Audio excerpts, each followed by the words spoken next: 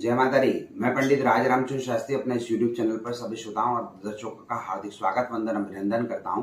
आज का हमारा विषय है पितृपक्ष कब से प्रारंभ हो रहे हैं, कब तक रहेंगे, किस तिथि की गड़बड़ होने से कारण से मन में असंतुष्टि होती है लोगों को, उसके लिए क्या करें, और किस व्यक्ति का अगर मृत्यु, अज्ञात व्यक्ति की अगर मृत्यु हो जाती है तो उस दिन में क्या किस तिथि का पूजन करना चाहिए, उससे वह व्यक्ति संतुष्ट होते हैं। पितरों के दिन में क्या क्या करें उसके लिए।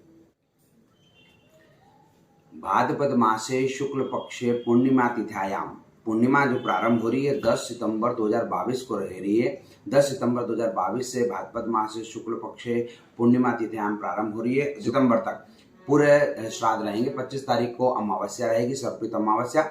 तो सबसे पहले जब रहते हैं, शास्त्रों में ये कहा गया है कि यदि किसी व्यक्ति की मृत्यु हो जाती है और मृत्यु हो जाने के बाद उनको प्रथम बार जब श्राद्ध में मिलाया जाता है तो 2 साल बीतने के बाद तीसरे साल में उनको मिलाया जाता है। मतलब 2 श्राद्ध, मतलब 2 पितृपक्ष निकल जाए, तीसरा पक्ष जो पितृपक्ष जब आता है जब उसको मिलाया जाता है तो पूर्णिमा पे भी मिला लेते हैं और चाहे तो उनकी तिथि पे भी मिला लेते हैं। तो इस दौरान में पूर्णिमा प्रारंभ हो रही है वो 10 सितंबर से प्रारंभ हो रही है और एकम तिथि का श्राद्ध और पूर्णिमा का श्राद्ध जो है वो इसी दिन ही माना जाएगा।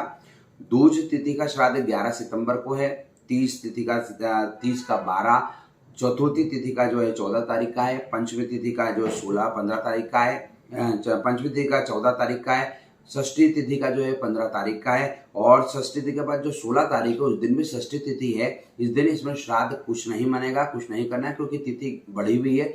इस दौरान में छठी तिथि का जो श्राद्ध है वो 15 तारीख को ही बनेगा। 17 तारीख को सप्तमी तिथि का, 18 तारीख को अष्टमी का, 19 तारीख को नवमी का, 20 तारीख को जो होगा 20 तारीख को जो होगा दशमी का और 21 तारीख को होगा एकादशी का, 22 तारीख को द्वादशी का, 23 तारीख को त्रयोदशी का, 24 तारीख को जो होगा वो चतुर्दशी का और पंचमी जो सर्पित अमावस्या है वो 25 तारीख को रहेगी। तो सबसे ये अमावस्या का तिथि का श्राद्ध मैंने बताया, एकम से लेकर के पूर्णिमा एकम तिथि एक साथ मनेगी जो मैंने बताई है और श्राद्ध अमावस्या का जो रहेगा 25 सितंबर को मनेगा। तो सबसे पहले ये चीज बताऊं मैं कि पितृपक्ष यदि अगर रुष्ट होता है, पितृ दोष लगता है तो समय क्या करना चाहिए। तो सबसे पहले अपने को पितरों की शांति के लिए आप जहां पर भी हैं, विशेषकर जैसे एमपी में जो होता है उज्जैन नगरी है, वहां पर पितृदोष की शांति होती है क्योंकि वहां पर माँ पार्वती ने सिद्ध वट एक वृक्ष की स्थापना करी थी, वट वृक्ष की। उस दौरान में वट वृक्ष का आशीर्वाद मिला था, कई लाखों सालों से वो वट वृक्ष वहां पर विराजित है। तो उस समय सिद्ध वट में उसकी पूजा होती है, पितरों का तर्पण वगैरह, शुद्ध पिंडी वगैरह वहां होती है। नासिक त्र्यंबकेश्वर में भी आप करा सकते हैं क्योंकि वहां पर भी शांति होती है। आप ये चीज जरूर कराइए। पितृपक्ष 16 दिन में आपको क्या करना है, तो 16 दिन में आपको सबसे पहले एकम से लेकर के प्रतिपदा मतलब पूर्णिमा से लेकर के 25 तारीख तक, मतलब 10 सितंबर से लेकर 25 सितंबर तक रोजाना नियम से घर का जो किचन होता है, रसोई घर जो होता है, उसके पास में पानी का परंडा होता है जहाँ पानी रखते हैं अपन, वो सबसे शुद्ध माना जाता है। उस दौरान में पितरों का स्थान वहां पर माना जाता है। तो आप वहां पर रोजाना घी का दीपक, जरा सा कच्चा दूध वगैरह जरूर रखें और भगवान पितरों को से प्रार्थना करें कि हमारी आपकी कृपा हमारे ऊपर से। जिस दौरान में घर के परिवारजनों का आपका घर तर्पण करना हो या जिस दिन का आपका श्राद्ध हो, उस दिन श्राद्ध के साथ साथ में सबसे पहले किसी ब्राह्मण को बुला करके आपका तर्पण जरूर करें। तर्पण जो होता है वो 3 पीढ़ी का होता है। तो सबसे पहले यदि आपके पिता हैं तो पिता के अलावा 3 पिता के पिता, पिता के पिता, पिता के पिता बोले तो दादाजी आपके पिता, 3 पीढ़ी का तर्पण होगा, ये ध्यान रखिएगा। 3 पीढ़ी का तर्पण करने से आपके मुख्य जो है उसकी संतुष्टि मिलती है। यदि आपके घर परिवार में किसी की मृत्यु हो गई है और मतलब उसको ज्ञात अज्ञात नहीं है, उसके लिए भी मैं आगे बताऊंगा आपको क्या करना है। अभी आपको घर में अगर किसी अपन तर्पण कराने में सक्षम नहीं है, तर्पण नगर यदि नहीं करा सकते हैं तो रोजाना नियम से गीता जी का एक अध्याय जरूर करें। गीता जी का अध्याय करने से सबसे पहले पितरों का तर्पण टाइप का ही फल मिलता है। रोजाना गीता जी का एक अध्याय करें। फल स्वरूप प्रभाव, मतलब जब भी आप फल दें कि प्रभु, एक आपको क्या करना है, लकड़ी का पाटिया लगाना है, पाटे के ऊपर एक सफेद रंग का कपड़ा आपको बिछाना है।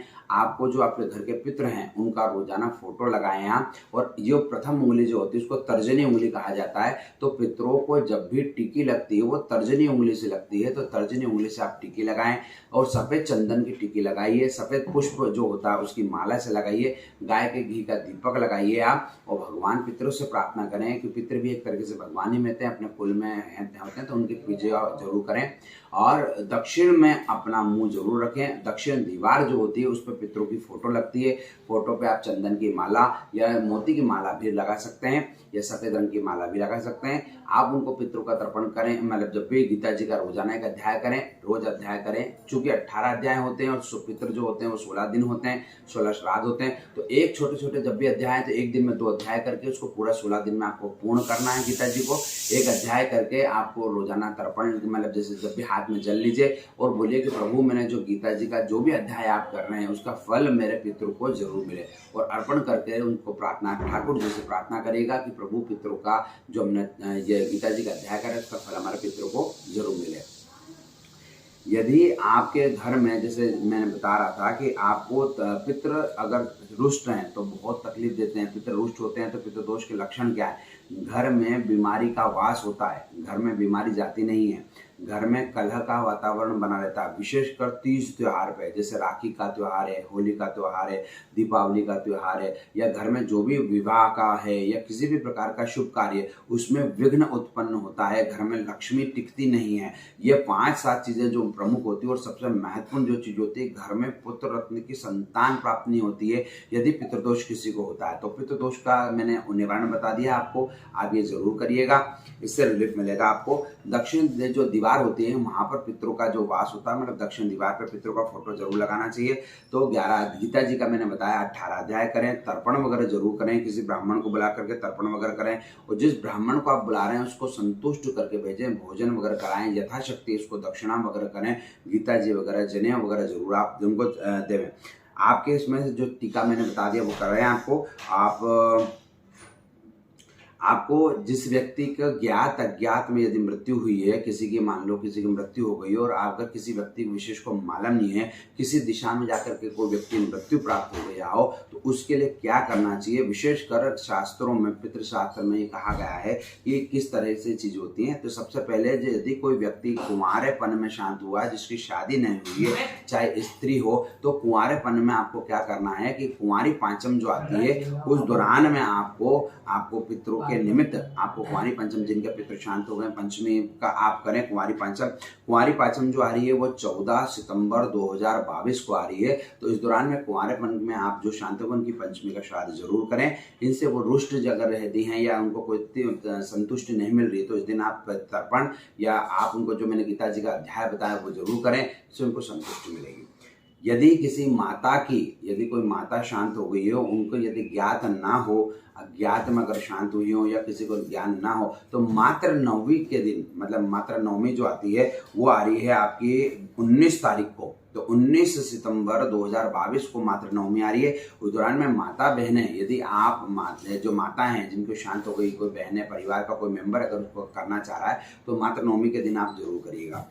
द्वादशी तिथि, यदि आपने देखा होगा कोई संत अगर आपके घर से बन गया हो, कई लोग आजकल संत बन जाते हैं, नागा साधु बन जाते हैं या कोई चीज होती है, तो यदि संत बन गया हो या उनकी मृत्यु हो गई हो जो अपने को ज्ञात ना हो, तो उनका जो श्राद्ध किया जाता है वो द्वादशी के दिन किया जाता है। द्वादशी तिथि इस दौरान में आ रही है 22 सितंबर 2022 को। तो संतों का जो है जो श्राद्ध होता है वो 22 सितंबर के दिन करेंगे और द्वादशी तिथि उस दिन आएगी।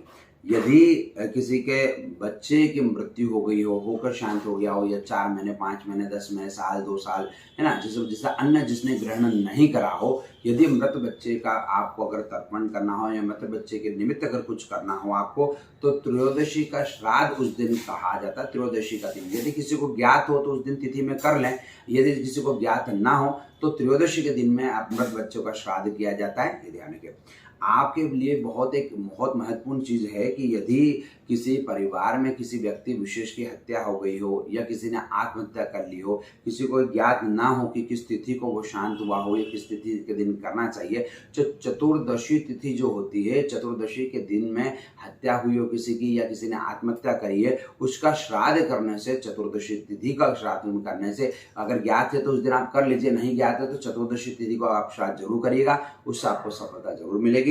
और सर्वपित्र अमावस्या तो रहती है कि सर्वपित्र अमावस्या जो है 25 सितंबर 2022 को है।